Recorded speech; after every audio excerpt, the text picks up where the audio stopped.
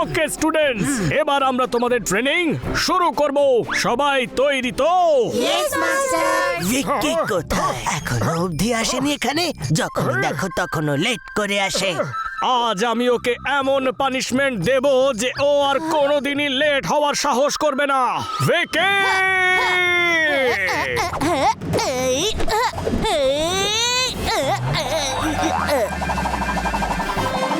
হ্যাঁ মাস্টার, ও চলে এসেছে, পালাও। ভিকি! ভিকি দাঁড়াও, না হলে কিন্তু ভালো হবে না।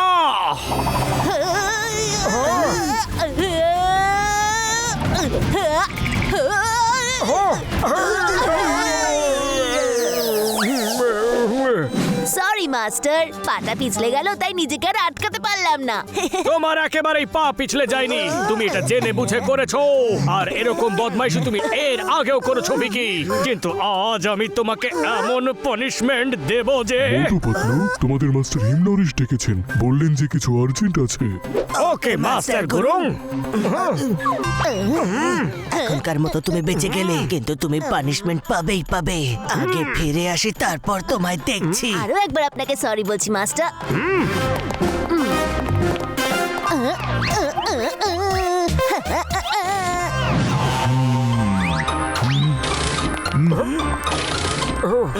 Good morning master Himnaresh. এসো মোটু পাতলু, তোমাদের সঙ্গে আমার একটা জরুরি কাজ আছে। কথা দাও, আমাকে না করবে না। মাস্টার আপনি আদেশ দিন, আপনার জন্য তো আমরা আমাদের প্রাণও দিয়ে দেব। হ্যাঁ মাস্টার, আপনি শুধু বলে দেখুন। পৃথিবীতে এমন কোনো কাজ নেই যেটা আমরা আপনার জন্য করতে পারবো না। তোমাদের থেকে আমার এটাই আশা ছিল। জমজমের রাজা ভানু প্রতাপকে কোথাও খুঁজে পাওয়া যাচ্ছে না।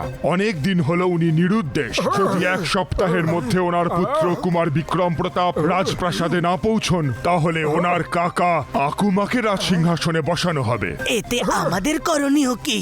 আপনি খুলে বলুন আমাদেরকে। বিক্রম প্রতাপকে রাজপ্রাসাদে পৌঁছে দিতে হবে। তাহলে পৌঁছে দেব, এক্ষুনি ফ্লাইটের টিকিট বুক করে ফেলছি। ফ্লাইট, ট্রেন বা বাই রোড ওখানে যাওয়া যাবে না, কারণ আকুমা চায় না যে কুমার বিক্রম সেখানে যাক। কারণ উনি নিজে রাজ্যাভিষেক করে নিজেই জমজমের রাজা হতে চান। তাই উনি সব জায়গায় লোক মোতায়েন করে রাখবেন। বিক্রম প্রতাপের প্রাণের সংশয় আছে। ওনাকে লুকিয়ে গুপ্ত পথ দিয়ে এমন ভাবে নিতে হবে যা কেউ আন্দাজি না করতে পারে। আমি তোমাদের তিনজনকে বাই রোড সীমান্তবর্তী মরুভূমি অবধি পৌঁছে দেওয়ার ব্যবস্থা করছি। তারপরের রাস্তাও আমিই বলে দেব, কিন্তু সেই রাস্তা বিপজ্জনক। মাস্টার আপনি চিন্তা করবেন না, আমরা তো আগেই বলেছিলাম যে আপনার জন্য আমরা আমাদের প্রাণও দিতে পারি। বিক্রম প্রতাপ কোথায়? ওনাকে কোথা থেকে নিয়ে যেতে হবে? এখানেই আছেন। কাউকে না জানিয়ে এখানে উনি ট্রেনিং নিচ্ছেন, যাতে উনি নিজেকে বাঁচাতে পারেন। Kumar Vikram Pratap, come in please.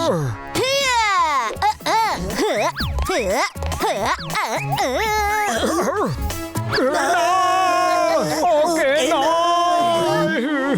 Master ও রাজকুমার হতে পারে না। ওকে দেখুন, ভালো করে দেখুন, কোন অ্যাঙ্গেল থেকে ওকে রাজকুমার মনে হয় না। আর ওর স্বভাবটাও দেখুন, রাজকুমারের মতো একেবারেই নয়। মাস্টার মোটু, আপনি আমাকে এত ভয় পাচ্ছেন কেন? আমি তো শুধু 10 বছরের একটা ছোট্ট বাচ্চা। তুমি 10 বছর যদি মাটির ওপরে থাকো, তাহলে 100 বছর মাটির নিচে। মোটু, তুমি আমাকে কথা দিয়েছো যে আমার কথা ফেলবে না। তোমাকে ছাড়া আমি কারোর উপর ভরসা করতে পারি না। উনি তোমার সঙ্গেই নিরাপদ থাকবেন। সে তো ঠিক আছে, কিন্তু প্রবলেম হলো এটাই যে আমরা ওর সাথে ঠিক কতটা সে ঠিক আছে কোনো ব্যাপার নয় মাস্টার হিমনরেশ, আমরা আপনার আদেশ নিশ্চয়ই মানব। ওকে সুরক্ষিতভাবে ওর রাজপ্রাসাদে পৌঁছে দেব।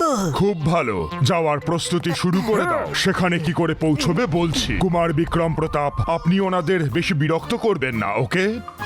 ঠিক আছে মাস্টার। মাস্টার মোটু, আজ থেকে আমরা বন্ধু, ঠিক আছে? হাতে আমার এটা কি? আরে মাকড়সা না!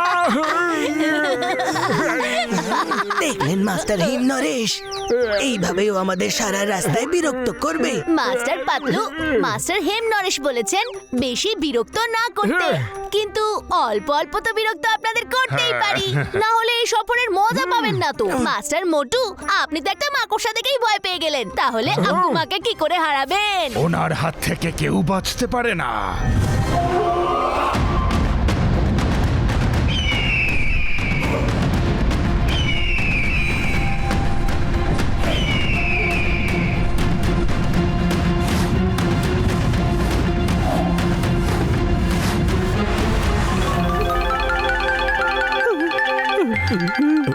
মহারাজ ভানু প্রতাপের জয় হোক।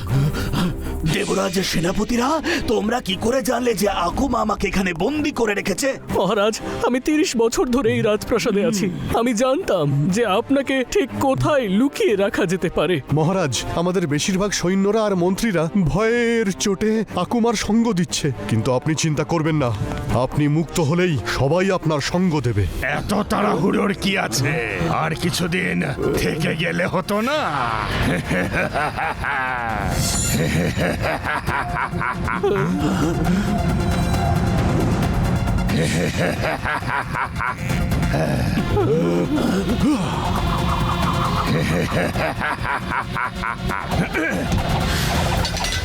প্রভুর প্রতি ভক্তি সে তো খুবই ভালো জিনিস, কিন্তু সেটা যদি আমার প্রতি থাকতো তবেই। এদের ছেড়ে দিন, কেন করছেন এমন এদের সাথে? তোমরা আমার সাথে বিশ্বাসঘাতকতা করেছ।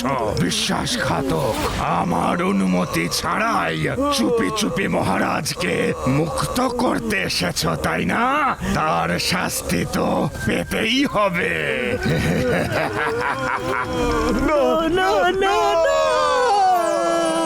না, বিশ্বাসঘাতকতা তুমি করেছো। আকুমা, তুমি আমাদের দূরের প্রতিবেশী ছিলে। আমার বাবা তোমাকে সন্তানের মতো বড় করেছে আর নিজের সর্বস্ব দিয়েছে। সব কিছু দেয়নি, আমাকে রাজসিংহাসনটাই দেয়নি, আমাকে সেই জায়গাটার সম্বন্ধে কিচ্ছু বলেনি যেখানে সমস্ত জাদুই শক্তি লুকিয়ে রাখা আছে, যেগুলো তোমরা রক্ষা করো ঠিকই, কিন্তু কখনোই ব্যবহার করো না। কারণ উনি বুঝে গেছিলেন তুমি এর উপযুক্ত নও। তুমি চালাকি করে আমায় মিথ্যে কথা বলার ওষুধ খাইয়ে সত্যিটা জেনে নিয়েছিলে।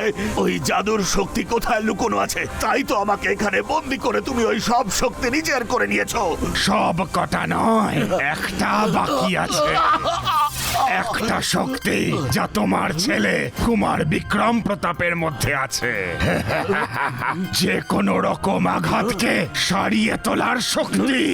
একটা মানুষের যতই আঘাত লাগুক না কেন, কুমার বিক্রম প্রতাপ তাতে হাত রেখেই সেই চোট সারিয়ে দিতে পারে। আমার সেই শক্তিটাও চাই, শুধু একবার আমি ওকে ধরতে পারি। সেটা তুমি কোনোদিনও পাবে না, কোনোদিনও না।